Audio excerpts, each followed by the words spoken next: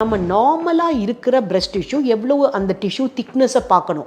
ஸ்கின்னோட laxity, tissue திக்னஸை பார்த்துட்டு reasonable tissue thickness and laxity இருந்துச்சுன்னா நீங்கள் பிரெஸ்ட் டிஷ்யூ கீழேயே இம்ப்ளான்ட்டை போடும்போது பெட்டர் ஷேப், அந்த க்ளீவேஜ் எல்லாம் கிடைக்கும்.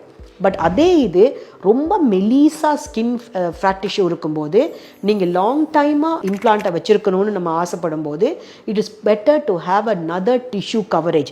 அதனால தான் மசிலுக்கு கீழே, செஸ்ட் வால் மசிலுக்கு கீழே செலுத்துகிறோம். அந்த பேஷண்ட் வந்து அக்ரெசிவ் ஃபிசிக்கல் எக்ஸசைஸ், அதாவது ஒரு ஸ்விம்மர், டான்ஸர், பாடி பில்டர், அவங்க ரெகுலராக அந்த செஸ்ட் மசில்ஸை கண்ட்ராக்ட் பண்ணி ரிலாக்ஸ் பண்ணுறாங்க போது நீங்கள் இம்ப்ளான்ட்டை மசிலுக்கு கீழே போட்டு மசிலை சரியாக ரிலீஸ் பண்ணாட்டி அனிமேட்டட் எஃபெக்ட் வரும். அந்த புஷ் பண்ணும்போதெல்லாம் இம்ப்ளான்ட் மூவ் பண்ணிட்டு இருக்கும். ஸோ அது வித்தியாசமாக தெரியும். நீங்கள் ஒரு டாக்டரை கன்சல்ட் பண்ணும்போது எனக்கு எவ்வளோ பிரெஸ்ட் டிஷ்யூ இருக்குது, எனக்கு மசிலுக்கு கீழே வச்சா பெட்டராக இருக்குமா, ஏஷியா கீழே வச்சா பெட்டராக இருக்குமா, சம்டைம் ஏதாவது ஒன்று சூஸ் பண்ணி அந்த நம்ம மசிலுக்கு கீழே வச்சுட்டு பட் அந்த க்ளீவேஜ் டிஃபைன் பண்ணுறதுக்கு அடிஷ்னலாக ஃபேட் கிராஃப்டிங்கும் பண்ணுவோம்.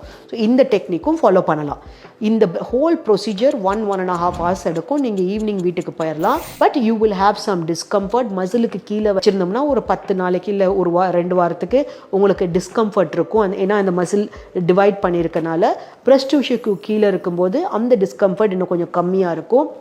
ஆனால் உங்களுக்கு வந்து ஒரு 2 weeks ஒரு மாடரேட் ரெஸ்ட்டு தேவைப்படும்.